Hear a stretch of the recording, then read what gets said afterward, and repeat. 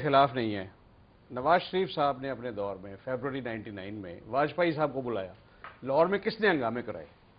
یہ آج چاہے نہ مانے، اس وقت سارا نام پچھلے 4-5 سال میں وہ فالوئنگ 99 جماعت اسلامی کا آیا. انہوں نے ٹرکش جرمن ایمبیسڈر کی گاڑیوں پہ بھی پتھراؤ ہوا اور کہا کہ جی چیف آف آرمی اسٹاف وہاں جا کے اس کو سلوٹ نہیں کرے گا، ریسیو نہیں کرے گا، اور دیٹ واز دی ایشو. دیکھیے بات یہ ہے کہ آپ نے کہا کہ مسلمانوں نے جارحیت نہیں کی. اس وقت مجھے بتائیں کون سا مسلمان ملک جارحیت کرنے کے لائق ہے؟ یہ جنگیں جو ہوتی ہیں نا پراجا صاحب، I am a student of history, کبھی مذہبوں کے، کلچرز کے، قوموں کے درمیان نہیں ہوتی. یہ طاقتور اور کمزور کے درمیان ہوتی ہیں. جب آپ میں طاقت زیادہ آتی ہے تب آپ ایگریشن کرتے ہیں. آپ کمزور ہوتے ہیں، آپ ایگریشن کو انوائٹ کرتے ہیں. اس وقت سارے مسلمان ملک دنیا کے بہترین وسائل رکھنے کے باوجود اتنے کمزور ہیں، اور ہمارے جیسا ملک جو کمزور بنا دیا گیا ہے اور اس پہ جذباتی نعرے لگا کے. ہمارے علاقے میں اکاڑا میں ایک سینگ ہے کہ اگر آپ میں طاقت کم اور غصہ زیادہ ہے نا، آپ کو صرف پھینٹی پڑے گی. میں اس لیے کہہ رہا ہوں کہ جذباتیت کو کنٹرول کریں. اس میرے خیال میں یہ پروگرام کا وقت ختم ہو رہا ہے. میں اتنی بات کرتا ہوں کہ کمزور ہونے کا مطلب یہ نہیں ہے کہ ہم مظلوموں کی طرح مرتے رہیں اور ہم لاشیں ہی دیتے رہیں. کمزور ہونے کا کوئی کمزور نہیں ہوتا دنیا میں. کوئی ملک جو ہے وہ چھوٹا نہیں ہوتا اور کوئی کمزور نہیں ہوتا. صرف یہ جو آپ کی کمٹمنٹ ہوتی ہے اور اپنے ملک کو بچانے کا جذبہ ہوتا ہے، یہ بڑی چھوٹی قوموں کو بڑا بنا دیتا ہے. اوکے ظفر صاحب، امریکہ کو ہم سے کیا بیر ہے؟ ہم نے کون سی واٹ مسٹیک ہے میڈ کہ ہم یہ کہتے ہیں امریکہ ہمارا دشمن ہے، ہمارے خلاف کر رہا ہے، ہمارے اوپر سے اس نے افغانستان لینا ہے، ہماری کٹ مارنی ہے اس نے. ہم نے کیا غلطی کر؟ ہم جھوٹ بولتے ہیں، ہم ڈبل ڈیلنگ کرتے ہیں. ہم نے ان کو کہا ہم تمہارے ساتھ ہیں، اور ساتھ ساتھ ہم نے طالبان کو کہا نہیں ایکچولی ہم تمہارے ساتھ ہیں. ہم نے ان کو کہا ہم لوگوں کو مدد نہیں کرتے، ایکسٹریمسٹ کو مدد نہیں کرتے، ہم ایکسٹریمسٹ کو پالتے ہیں، مدد کرتے ہیں. اپنے لوگوں کے ساتھ آپ جھوٹ بولتے ہیں. یہ جو پالیسی ہے یہ چالاکی نہیں ہے. آپ کو میں بتاؤں، ایک دفعے اگر ڈپلومیٹ کسی اور ڈپلومیٹ کو جھوٹ بولے تو اس کا انفارمیشن سورس ڈرائی اپ ہو جاتا ہے. بہت سے سارے طریقے ہیں بغیر جھوٹ بولنے. مجھے پوچھا جاتا تھا کہ پاکستان میں ابھی کو ہو گیا ہے، یہ ٹھیک نہیں ہے، یہ ڈیموکریسی ہے. میں نے کہا yes that's what it seems, let's wait and see. کیوں آپ جھوٹ بولتے ہیں؟ جیسے کہا گیا تھا مشرف آیا اور کہنے لگا this is the biggest step towards democracy. Musharraf جا کے کہتا تھا. اب میں باہر جا کے لوگوں کو کہوں کہ ایکچولی یہ نواز شریف بہت برا آدمی تھا، وہ اس کو ڈیموکریسی اب آ گئی ہے، یہ ہمارا مینڈیٹ تھا. یہ سمجھتے ہیں کہ جھوٹ بولنا سے سب چیز چل جاتا ہے. پلیز جھوٹ نہ بولیں، سچ بولیں دوسرے لوگوں کو مگر آپ کے عوام کو بھی، اور وہ سمجھیں گے.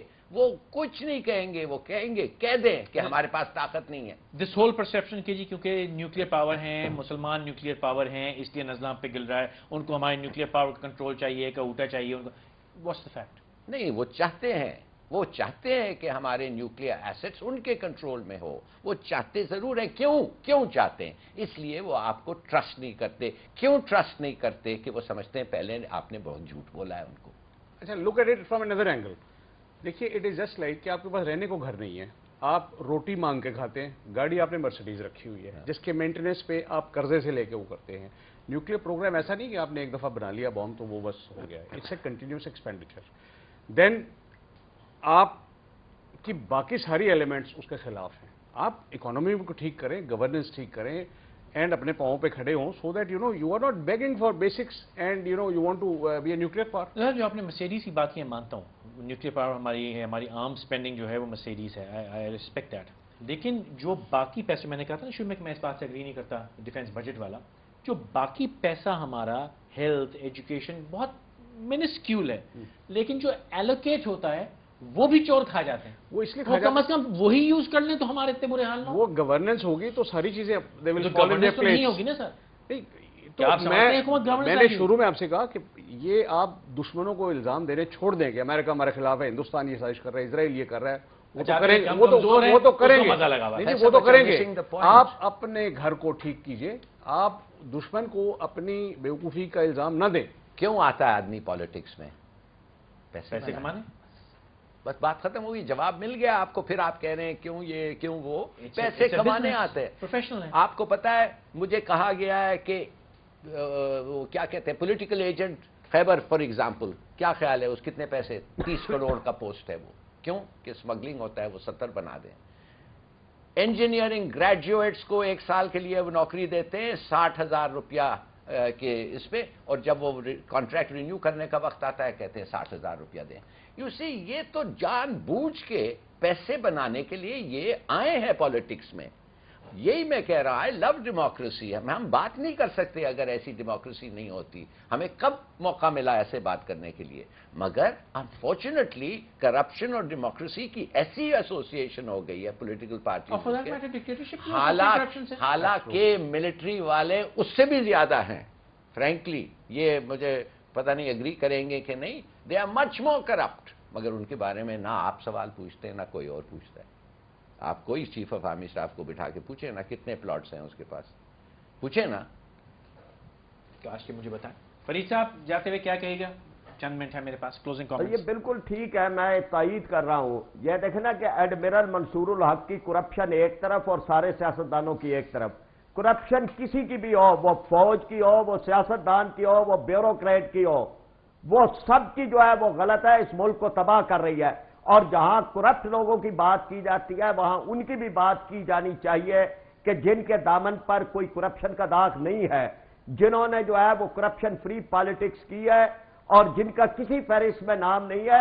کہیں کوئی 2 کلمات جو ہیں وہ ان کے حق کے اندر بھی کوئی کہہ دیا کرے کہ جہاں ہم اتنی ملامت ان کو کرتے ہیں وہاں 2-4 کلمات جو ہیں وہ بھی کہ جو یہاں پر صاف ستھری پالیٹکس جو ہے وہ کر رہے ہیں.